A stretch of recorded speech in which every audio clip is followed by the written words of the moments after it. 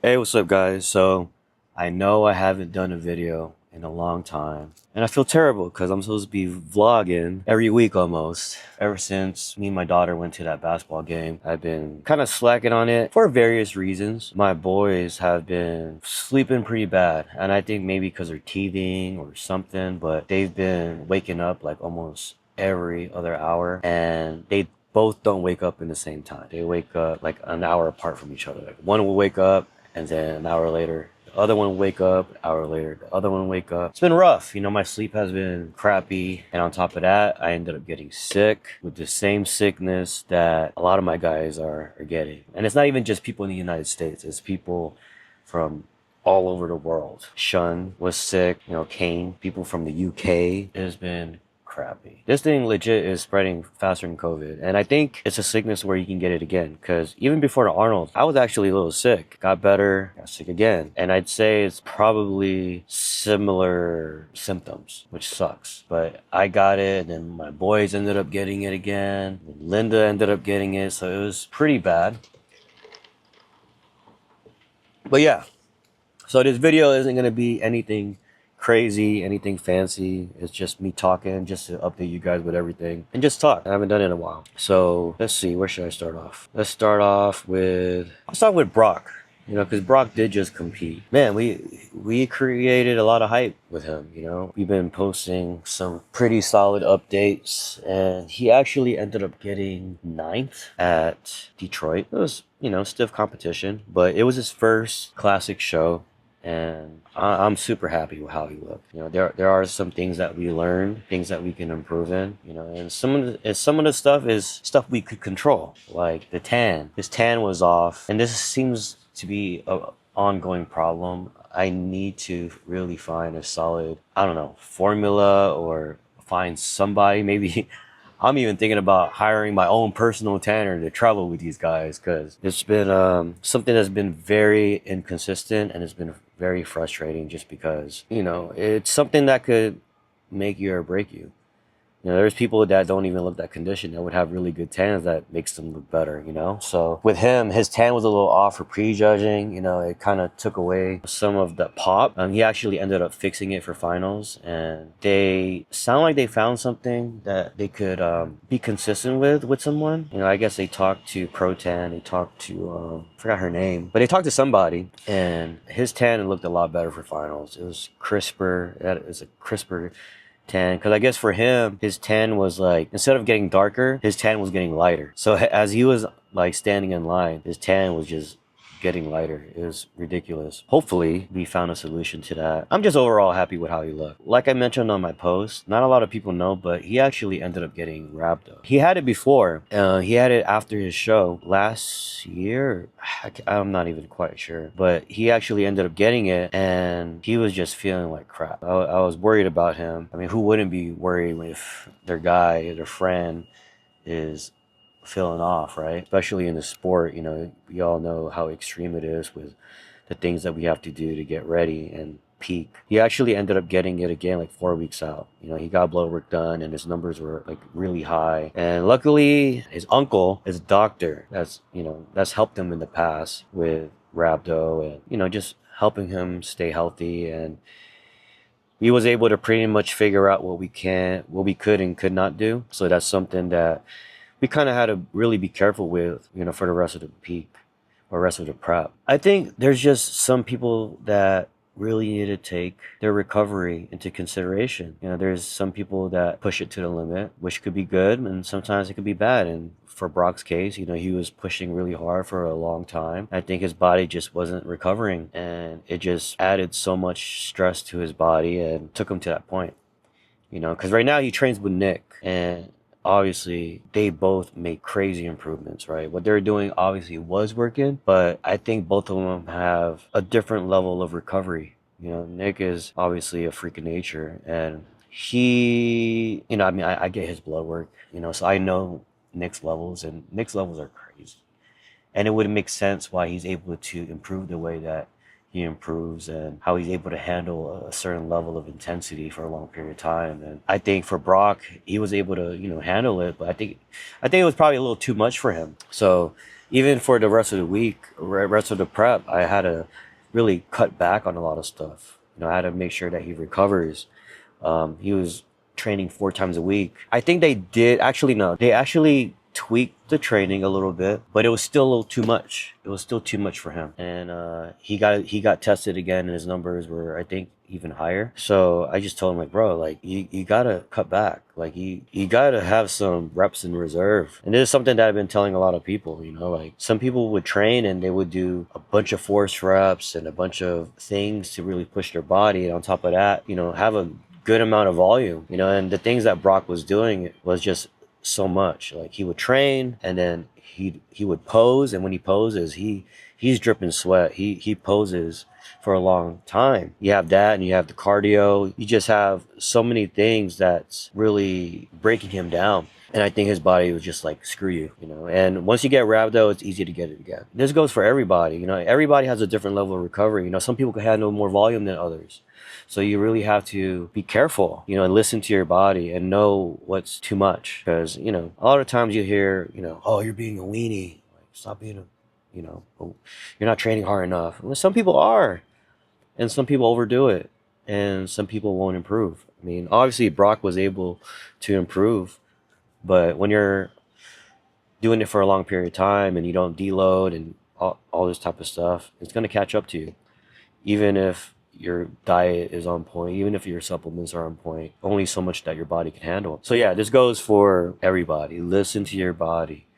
You know, if you're going in the gym and you feel like you're just beat up, I could understand, you know, when you want something so bad, you want to just give it all you got, right? You want to give it all you got, and even if it destroys you. But at the same time, it could be counterproductive. Sometimes you do too much. So yeah, we are going to be tweaking his training in the future. You know, I just completely told him, like, hey, cut back, train 4 times a week, rest 3 times a week, fix your volume, think about your reps in reserve, think about how hard you're pushing. Like, you don't have to push yourself and destroy yourself to where you can't recover. You don't.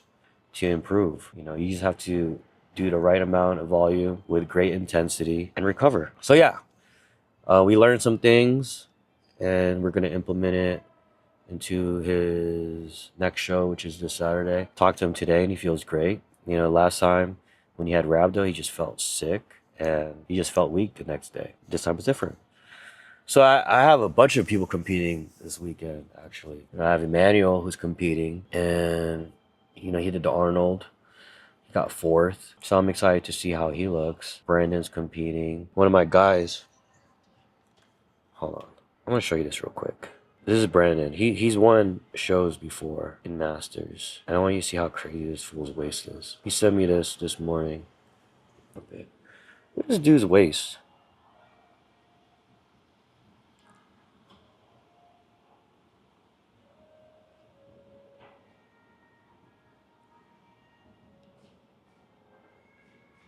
Yeah, his weight's crazy, right? But he's competing, and then I'll show you the other guy that got competing. You guys know this guy? OG. He's competing. Been working with him. Yo, check this guy out, though. He turned pro at the Universe. Jacob is looking nasty. Like, look at his fool's waist. He turned pro at the Universe. I'm excited for him.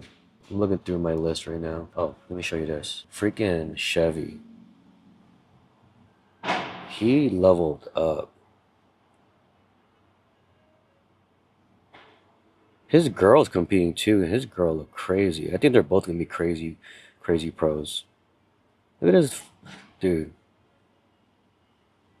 We legit reached another level of conditioning for this guy. I'm overall just excited because I feel like a lot of my guys leveled up. Ayo Jet, since I opened your text already, I was actually doing a vlog and I was talking about you. But I might as well hit you with a text. But bro, you're at weight.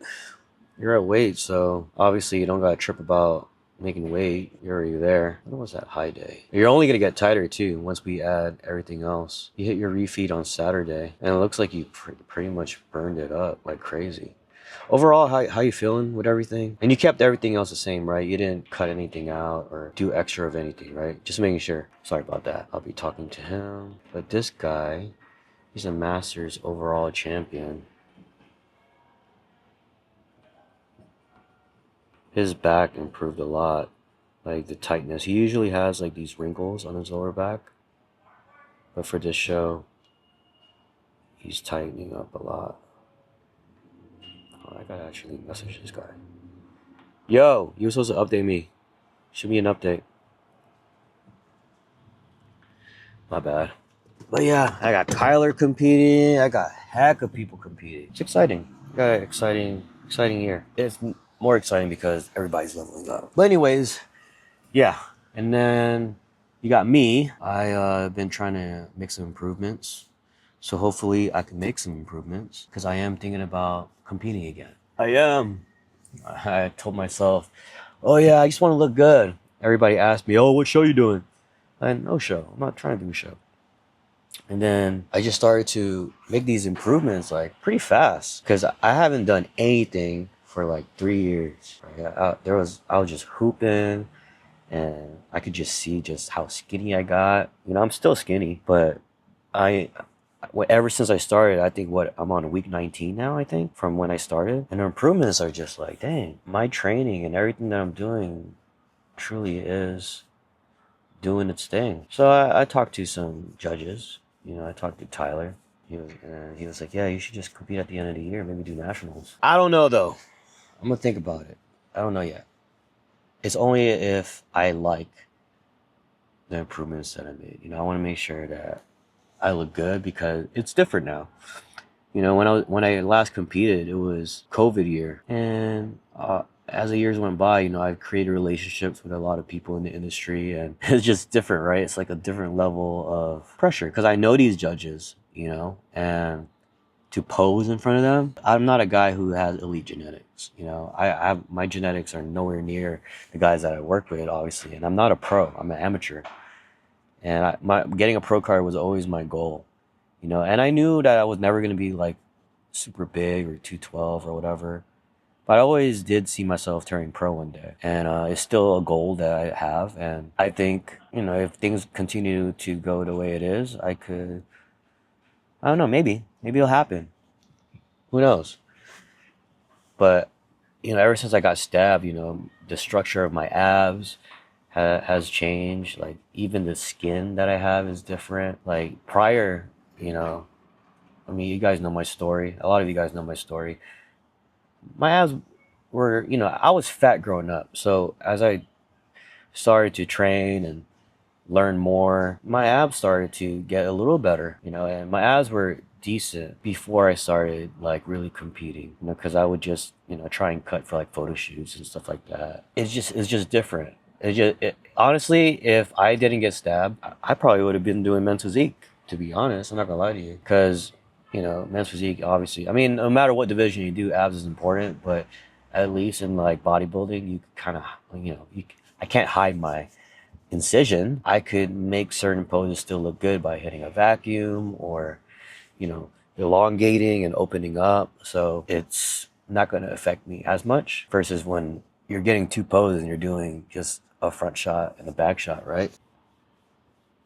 We'll see. We'll see. I did change my split up. I made a post about it. I wanted to work on certain areas. You know, I want to work on like my tricep, like the bottom of it. I mean, my tricep on the outer when I'm doing like a side try is decent, but when it comes to the bottom of it, let's say I'm doing a front double bicep, it could be bigger. And then my arms from the side, they look decent, but from the front, I want them to be a little thicker. And I still need more upper chest. That's been an issue that I've been having, and my back needs to come up a lot. So I did take progress pictures today, and I could see my back is starting to get better. So it is paying off. We'll see. You know, I haven't been doing the upper lower split. I've only been doing upper lower earlier in the week, and then I would do a pull day and a push day at the end. So I have a 4-day split because one, my body hasn't been recovering as well. Like, as you age, it's true. Like you do feel it more, and I think 4 days is good for me because on top of that, when I travel for shows, it's gonna be hard to get 5 days in. I think it would be easier to be consistent with everything, train 4 times, especially when I travel for shows. And then on top of that, I get to not stress as much and really be with the family a little bit more, instead of be at the gym 5 times. I mean, regardless, I'm gonna be out, but then it's different. It's just different mentally. Having twins is different. A lot of people say, "Oh, I get what you feel, how you feel. I get it." No, you don't. Twins is another beast. With Lara, it wasn't like this. So we'll see. I think that's pretty much it. I'm gonna finish the rest of my work. I'm sure you guys want to see me do check-ins, but that's not what it's about with this video. Um, I just wanted to give you guys an update on what's been going on in my life and what's going on these past 3 weeks. So, oh, and Lara's been doing a lot better in basketball. She just signed up. Well, we just signed up for another this basketball training program, and I'm not gonna lie, this current league that she's almost done with kind of held her back a little bit because you can't steal the ball.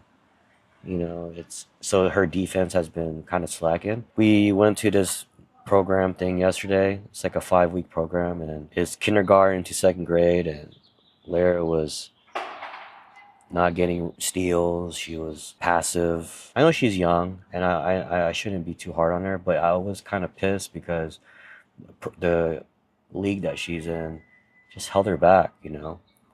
But as the day went on yesterday, she started to get a little bit more aggressive. She started getting jump balls. So I'm just gonna be playing with her more. Just play a little aggressive. She could score on me. Which come on, let's be serious. She wouldn't score on me. But if she gets to that point where she gets enough practice to where she could kind of get a shot off of me, I'm pretty sure she'll get a shot off on like first graders and second graders. She was playing a whole lot better towards the end of the practice. She started playing more aggressive. And one thing I will say is she did get better with dribbling the ball, but she needs to get better with dribbling with her left hand because she's dribbling a lot with her right hand. And so when other girls are coming to try and steal the ball, she can't really do much because she's using one hand. So I was like, Lara, use your left hand. But she'll get the hang of it. I'm going to do whatever I can. I'm going to try and be more motivating. Like, good job. Like, I love how you did this today. Because she's not a teenager where you could just be upset. I did get upset a little bit while she was playing yesterday just because I know how she plays. And all of a sudden, she's playing like she never played before. Like, come on, Lara. So I was like, Lara, come on. Steal the ball. I just had to keep on yelling. But when I'm with her, I have to learn how to just be more motivating. So I will, talk to her and just tell her, hey, I like how you did this on defense. Wow, you're a beast on defense. Kind of do stuff that I don't do with my clients. I'm pretty rough on some people that I work with. Sometimes I'm short. You need to be harder or you need to be leaner. I've been doing a little better, but I'm still me. I'm not gonna be fake. I'm still gonna give my honest opinion to my clients, but with Lara, it's my daughter, and she's a kid, so I have to be a little bit more loving. So that's something that I'm gonna work on, and hopefully she continues to love the sport. She does love it. She says she wants to make it to the WNBA, which is cool to hear. But I just hope she grows. She's so tiny. I hope she doesn't have my genetics. She has Linda's family's genetics because Linda's family is pretty tall. So yeah, that's it for today. I'll catch you guys later.